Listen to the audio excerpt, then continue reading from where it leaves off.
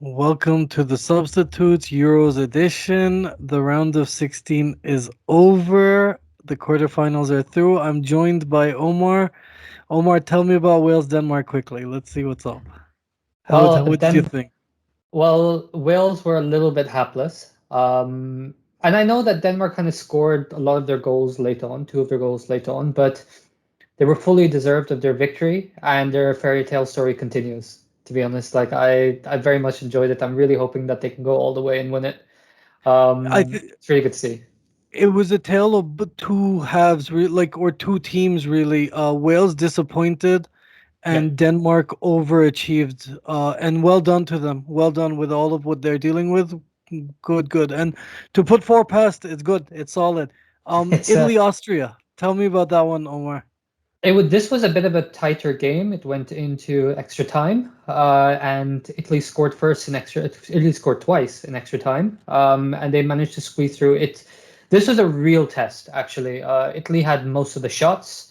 Austria put up a good enough of a fight, actually, but and so this was Italy's real first test, and we always wondered whether this tournament would come a little bit too soon for them and whether they would trip up here. They came through. So now they're into the quarterfinals and good for them. Austria had a good run as well. Austria really did well. Italy, this was their first test, and honestly, they weren't fully convincing. They had a bunch of wasted chances. I thought they still look super fresh and they look super good and super fluid when it's working, but there were definitely periods, choppy periods, where Austria put up a very resilient at the end loss.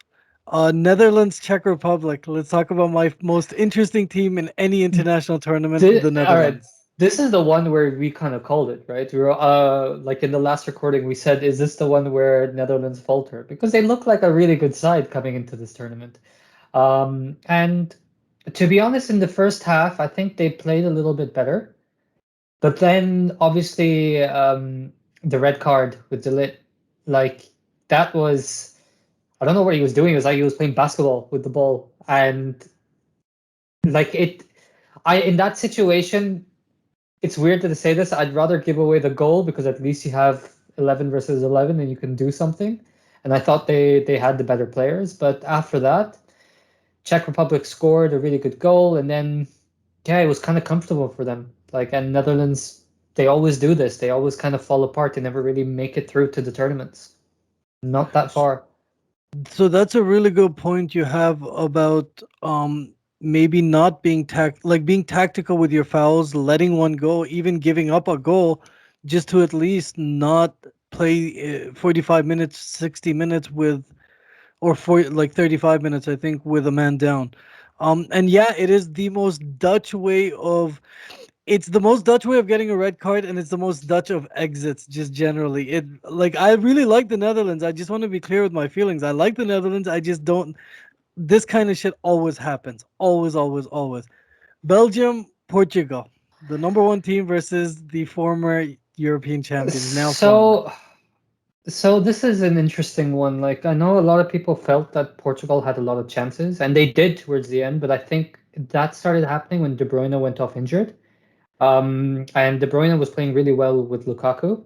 I thought they were fully deserved of their goal, and Hazard scored a brilliant goal. He's showing his older brother Eden how to play football again. And yeah, Belgium looked good value for their win, but like up until a certain point when De Bruyne got injured, that could be a big turning point in their campaign. I just read that both of them are likely to play again, but you never know, really. Like, is this one of those things that's power on, or will they get injured again? It's very key because with Hazard, you know he's regardless of all the things that you say about him, he's still a top player, and De Bruyne is one of the best in the world currently. Full value for their win. Portugal, the holders are out. It's a little bit sad to see because this could be Ronaldo's last tournament, and no matter where you stand in the debate, he's one of the all-time greats. So it's sad to see him go if he goes this time. He's definitely not going. He scored too many. He's still like up to today or something. Yesterday he was golden boot for this tournament. He's not going anywhere for a couple years. But Portugal, I do want to say more than actually Ronaldo as a United person. Bruno was very underwhelming throughout the tournament, I think, and just generally, you can see key players, star players, the lethargy, the stamina is kicking in now. Fatigue has started to really kick in just in general. Yeah. Um, and I think Bruno's the number one sort of poster boy of just that tiredness, or just take a break, man, take a break. Well, Uh, they're not going to do it. Just too much money on the line. It's just the way yeah, it is, unfortunately. And I do agree. I think Bruno has had a bit of an underwhelming tournament, which is incredible to say because he was one of the Premier League's best players last season. But yeah, I said this before. He looked tired in a lot of games for Man United towards the end of last season. Like he didn't have the same impact, and he was never as consistent. And I think tiredness plays a big part of it. So it'll yeah, definitely be that's interesting to see Belgium. Speaking of best Premier League players, EPL players, how Belgium proceeds with or without Kevin De Bruyne. Even if he's at 80%, at 60%, he can't be at 80. He's probably at like 10% at this point, but whatever.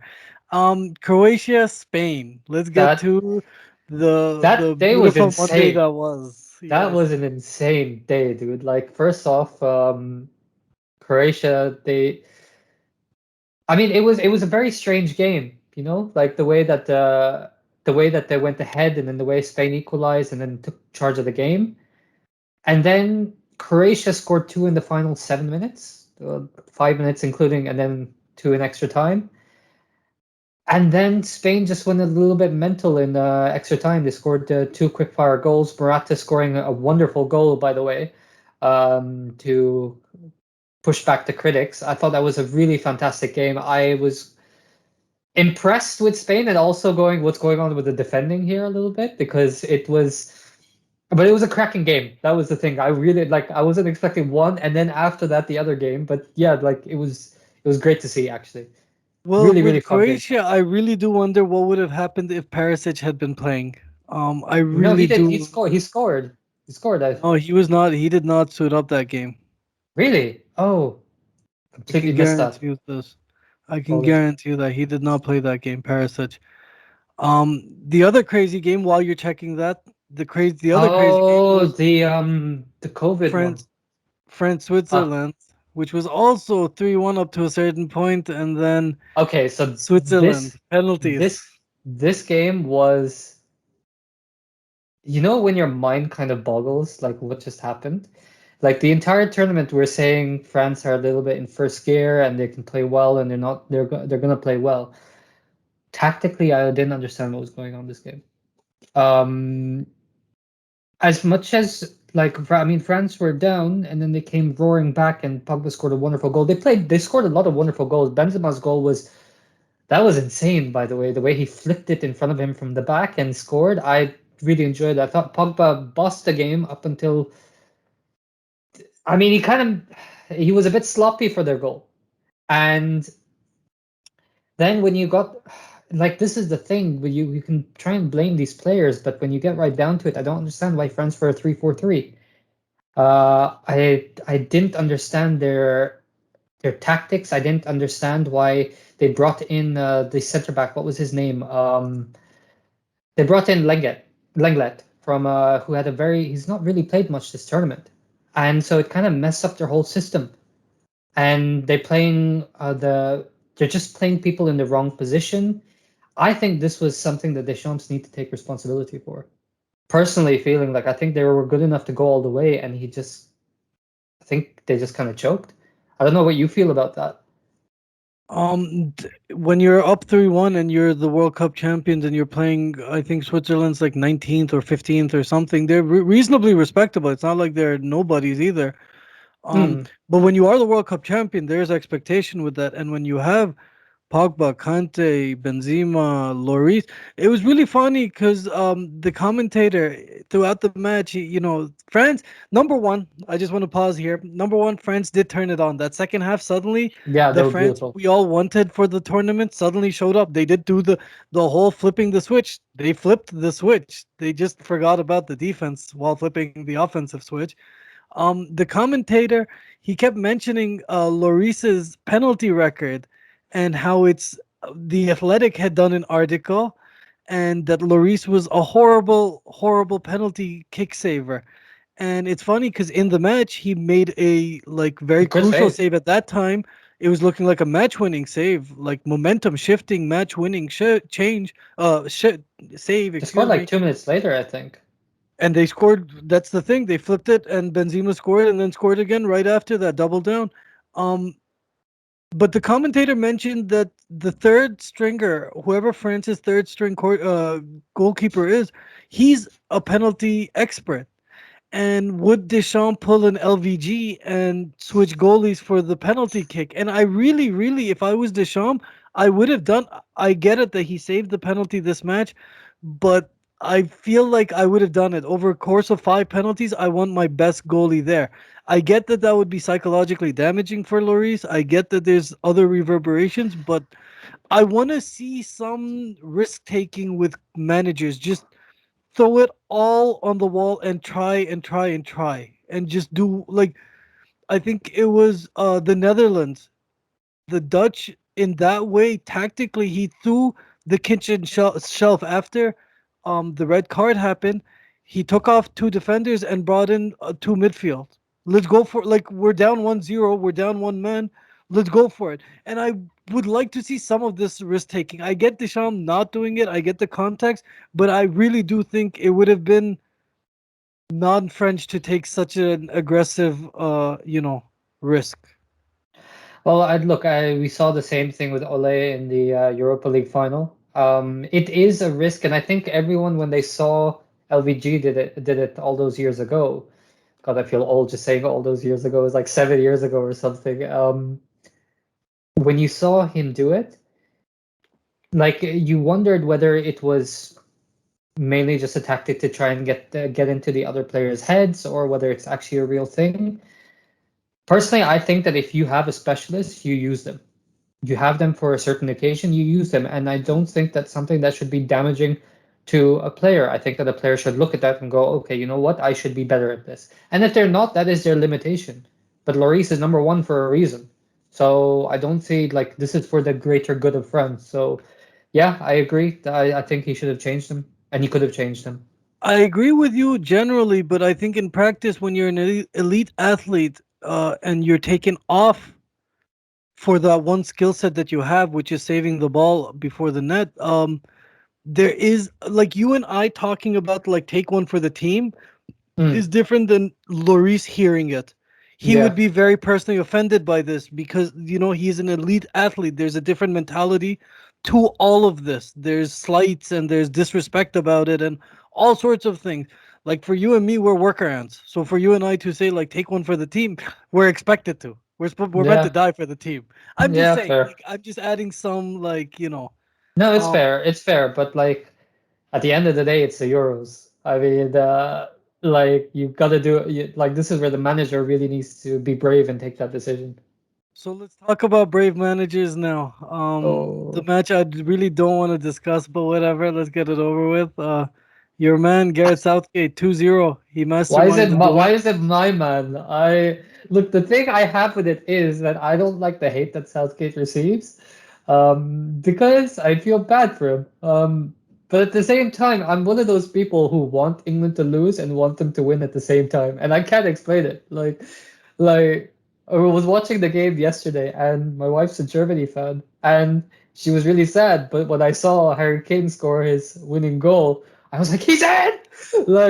So I couldn't help myself. I And celebrated. that's why Garrett Southgate is your man, right? Like Ah, you're fair like enough. we come I from don't, Harry. well, there's an external context to it as well. Like the Liverpool fans that we know absolutely loathe Southgate, so it's really fun to see him like stick it in their face. And on top of that, watching Sterling do so well in this tournament, it's like a double like slap in the face for Liverpool fans. So for me, yeah, I love that.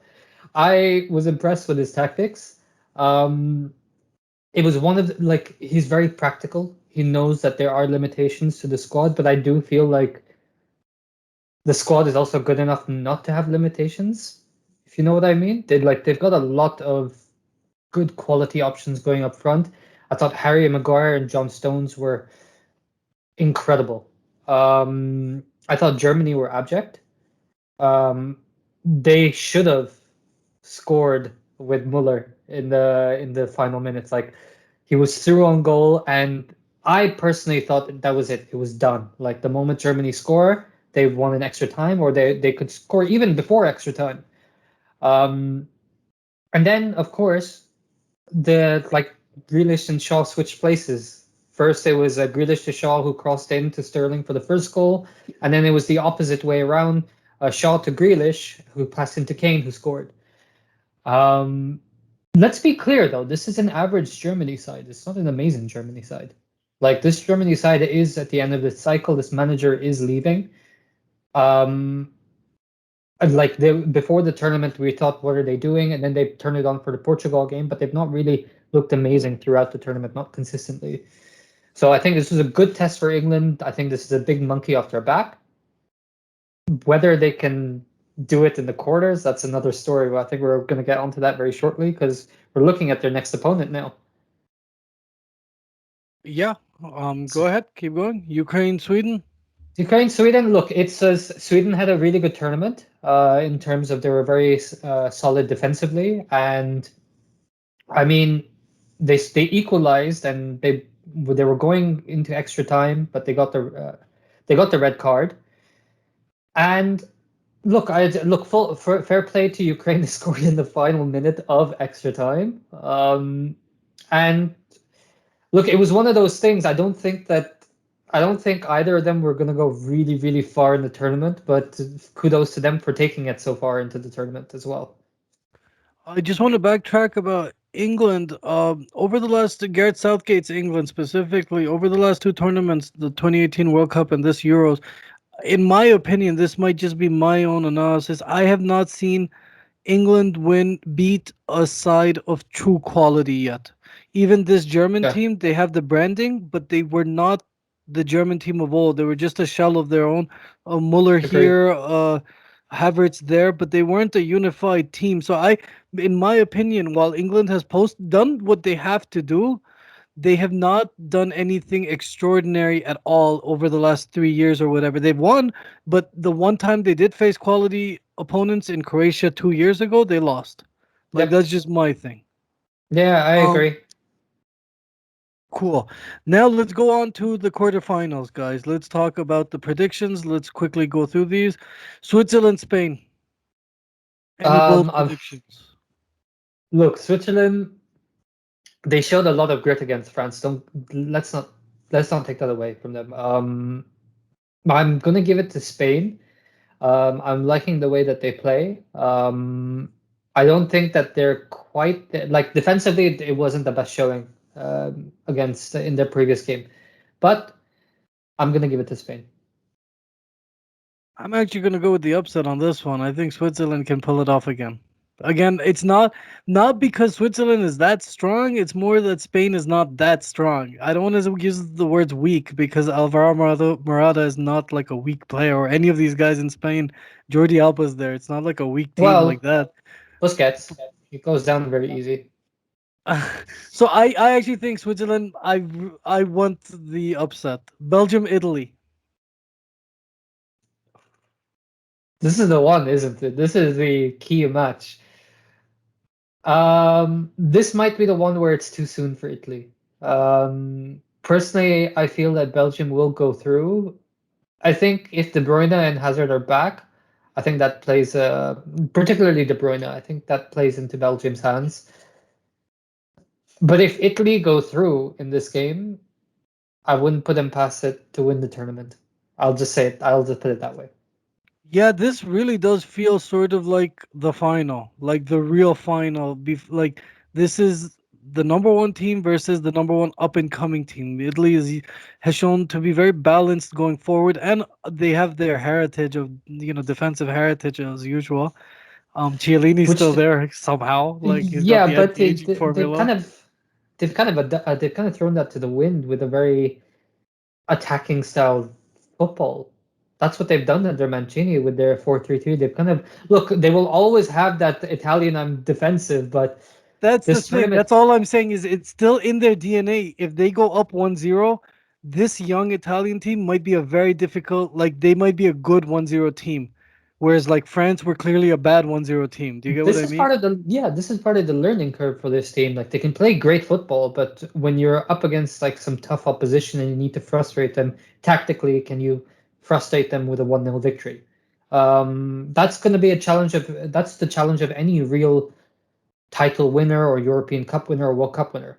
Which is what Belgium had to do against Portugal in the previous Exactly. round. They went up 1-0 and then they had to go against their offensive instinct and just reel it in and play defense for the entire match. Yep. Um so yeah, I agree. I think Belgium should take this one. Czech and Denmark, the underdogs. Uh, um, I really do feel that the Czech Republic will come through, but I really want Denmark to come through. Um, like look, when you look at the Denmark's record throughout the tournament, I know it's not the best. They've come out with two wins, a draw and a loss. But they've also had extenuating circumstances in those first couple of games. I think I've been impressed with them. They haven't had the fine demolishing Russia, demolishing Wales, not true challenges. I think Czech Republic is their real first challenge. I'm really hoping they go through, but I think Czech Republic will win. I agree. I think Czech should win. It's yes, Denmark's definitely the Cinderella story of the tournament, and hats off and very inspiring, all of that. But I do think with Czech they have that Patrick Schick guy who's a goal scorer. He's just a goal Hmm. scorer. Whether it's from the halfway line or whether it's from the penalty box, the guy just puts it in the back of the net. And I think that's the one thing that's going to differentiate the two squads is like, a striker, a goal scoring Yep, striker. agreed. Um Now, Ukraine, England, Ukraine. inshallah, inshallah, Look, from your mouth to God's I'm just ears. waiting for England for the other for the other shoe to drop. That's always the case with this England side. How very British of you. Yeah, well, I'm not British, but like just because I live there doesn't make me British. Um, I don't know. I would like to think that England might have a chance of going through, but I wouldn't be surprised if they screw it up somehow. Um, it's I don't know what you feel about it, but England have beaten average Germany side. Ukraine are kind of I don't want to say they're a bad side, but they're not like a world beater, and I think this is why I think England are going to fall because they might take it the same way that they did against Croatia a couple of years ago. This is just this is the EPL 2015-2016 season all over again. I think everyone is in transition and now it's Belgium should take it. They're the established candidate who's been building up to this occasion. Italy can take it. They're rising the young guns. And England is also one of those young guns, but again, history is just not with them. And that's the only thing that's working against them. Otherwise, if you look at the product on the field, there's no reason they should not win this easily, comfortably, frankly speaking, with the talent they have, with the Yes. analytics they have, with the coaching staff they have. This should be a walk in the park. And yet, This is an incredible England side when you look at it. But we've said that so many times before. Remember their 02 and '06 World Cup teams? I think there's a big difference though between those and these. This is great players that people say are just great players. That was the golden generation and they're the greatest players and if they don't bring it home, no one can. Like there was a big pressure and I think Southgate the one thing he has done really well is just sort of put water on everyone's parade. He's just pissed on everyone's parade and said, "Guys, we're not we're gonna play we're gonna win. We're gonna play winning football. We're not gonna play attractive football. It's not gonna be stunning, but with good players, we can still win practical winning football, and that's all you get. And that's Yeah. not a bad approach. It's just again, this should be a game they should win easily. But again, Ukraine, no squad in like that wall, the stamina wall, could hit a player at any given moment. You're Yeah, in the well, if you look at it, England haven't really used their reserves so much. I mean, they haven't really played Sancho at all. They haven't played Rashford that much. So they're waiting to be unleashed, really. And if they go deep into the tournament, I mean, Rashford's been playing with an injury for a while, so I'm hoping that this gives him time to recover. Sancho is a brilliant young player that's not really getting any game time for any inexplicable reason. So I think the talent is absolutely there. Hmm. The talent is there. So going into the quarterfinals, who's your prediction for winning the tournament?